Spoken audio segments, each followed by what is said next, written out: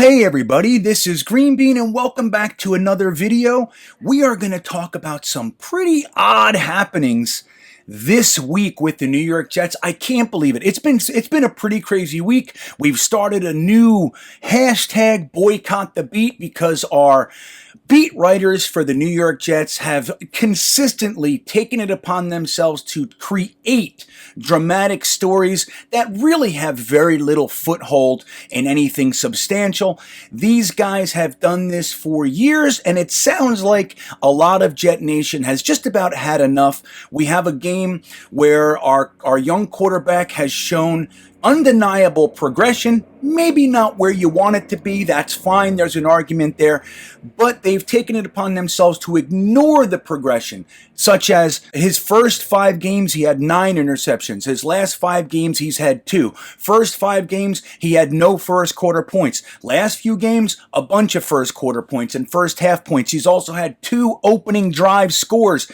So this is something that if you look at it just from an objective standpoint, you can see the young guy is progressing alongside with his young offensive coordinator, who is also progressing. Remember, the first quarter of the season, many Jets fans thought that the guy was unredeemable. They thought that he needed to go. He was clearly overwhelmed, and few are saying that at this point. Maybe we don't like his adjustments and all that sort of stuff. Again, there's an argument to be had there. But progression, which is what this year is all about, is undeniable. So we've created a new hashtag, boycott the beat, and it really boils down to this, guys. We're not saying that anybody needs to lose their job, or we're not upset, we're not going to dox anybody or cancel anybody, but the truth is that they only create these narratives, whether it's for a newspaper or a 24-hour news channel, whatever it might be. They have negative narratives that they push. Why? Because it inflames and upsets the fan base, and they get 1 million clicks every time that they do that.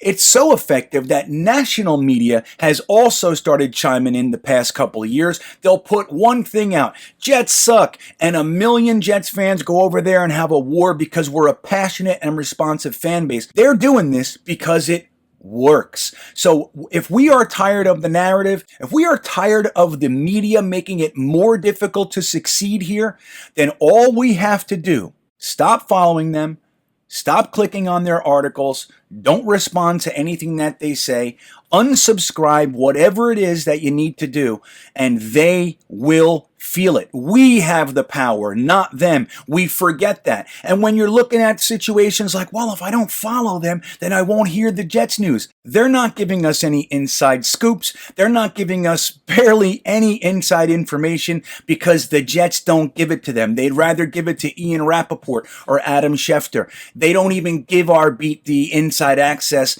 and information that they should have, covering the team for sometimes even up to 30 years.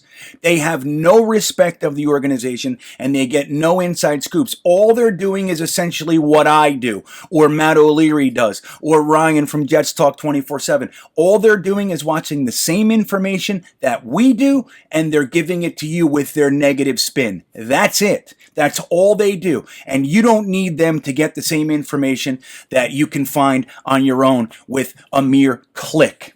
So, Boycott the Beat is brand new. We're going to see how that goes and see if we can change this narrative. In addition to that, boy, oh boy, do we have some real crazy stuff going on. Guys, we have a new head coach. We have a new head coach. Now, what could that possibly mean? Well, the COVID thing has landed at One Jets Drive, and it has kicked its way around the facility, and it has even made it as high up as our head coach, Mr. Robert Saleh.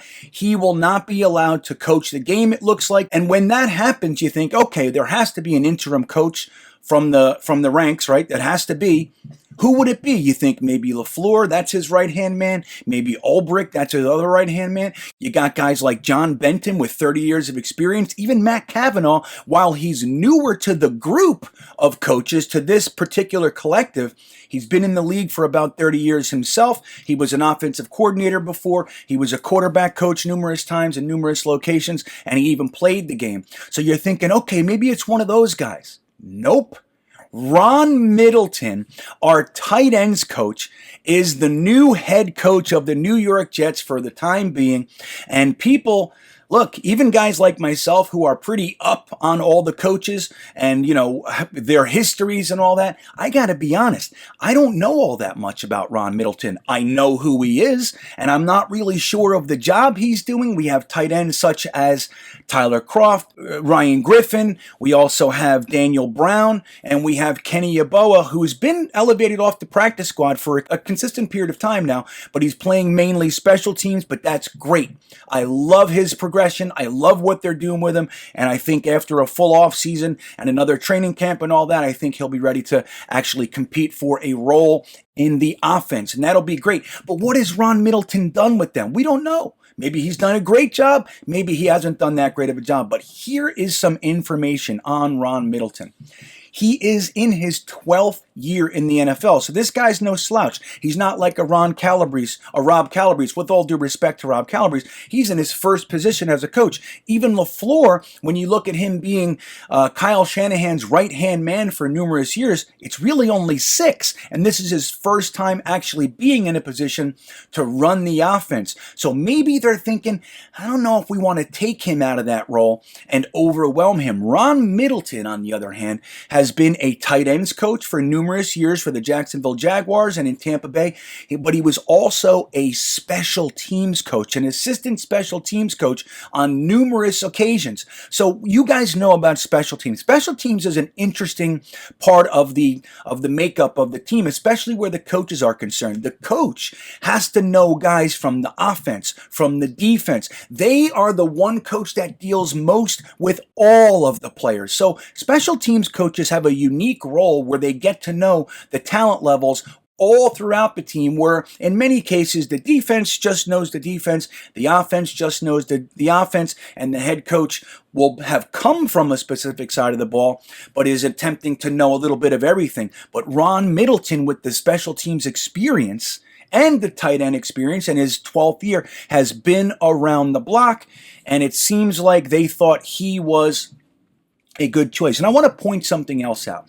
I just want to say this. Now, the New York Jets catch a lot of flack. They really do. They catch a lot of baloney for ineptitude, for being a circus, as people like to call us. But one place that you cannot ding the Jets on is their forward thinking where hiring minority head coaches is concerned. They hired Herm Edwards years before the Rooney Rule came into effect. We've also had Todd Bowles post-Rooney Rule, and obviously right now we have the first Muslim head coach in Robert Saleh. And when it came time to pick an interim head coach, not even a second thought, Ron Middleton, who happens to be a minority himself, was placed right in that role. So this is a positive for the New York Jets. And like I said, they catch a lot of baloney, some of it rightfully so, for lots of different reasons, but this isn't one of them. It's just another example of what the New York Jets look like from an organizational standpoint. What is happening? What? Focus on your own thing. I can't possibly focus on that. I've never even seen you do that before. Yeah, I'm trying to. Oh, okay. So the tale will be told. We don't know what Ron Middleton's going to do. It'd be really interesting if he came in and was this passionate, crazy leader that gets everybody pumped up and we destroy the Jaguars with our myriad injuries. Wouldn't that be something? And then people start questioning, hey, maybe Ron Middleton really should be our head coach long term. Maybe this Robert Saleh was not the right guy, and Ron Middleton, just like the Mike effing White stuff. Remember, we're nuts. I'm telling you, it's going to happen if it goes that way. So let's see how it goes. But I wanted to point out what we're really bringing to the party against Jacksonville here. Here is our list of injuries, some of them COVID, some of them otherwise. But these are the players that will not be suiting up for the game. We have obviously head coach Robert Saleh. We have running back Michael Carter, who just came back, man. We just got him back and now he's gone again from COVID. We have a wide receiver Elijah Moore, guard Elijah Vera Tucker, defensive lineman Foley Fadukasi, and John Franklin Myers, both out. Linebacker Hamza Nasruddin, safety Sharad Niesman, wide receivers Jeff Smith and Vincent Smith. It's unfortunate because when guys like Moore and Corey Davis go down, and then Denzel Mims is having the troubles that he had, you'd like to see Vincent Smith be able to maybe capitalize on that, and Jeff Smith for that matter. None doing. They're both out. And then we have linebacker Blake Cashman. I know that's a huge surprise as he's kind of a rock, but he won't be there as well. We also have linebacker Noah Dawkins, cornerback Lamar Jackson, who has been on our practice squad all season, defensive lineman Tanzel Smart, and that is how it will look. So, no head coach. A whole mess of our rookies aren't coming. We have starting offensive linemen that are out. It's going to be a tough one. But let's see what Ron Middleton can do. Our boy Ron Middleton from Alabama. Let's see what he does, and it'll be exciting nonetheless. Here's my prediction for the game, and maybe my desire for the game.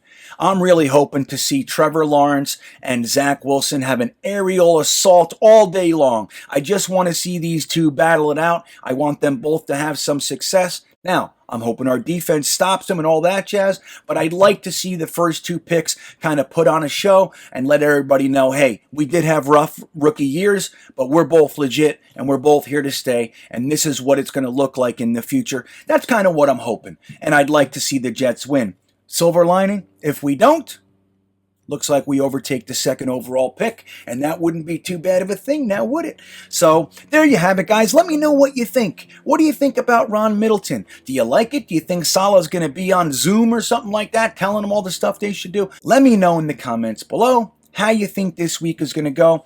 And with that all said, as always, go Jets.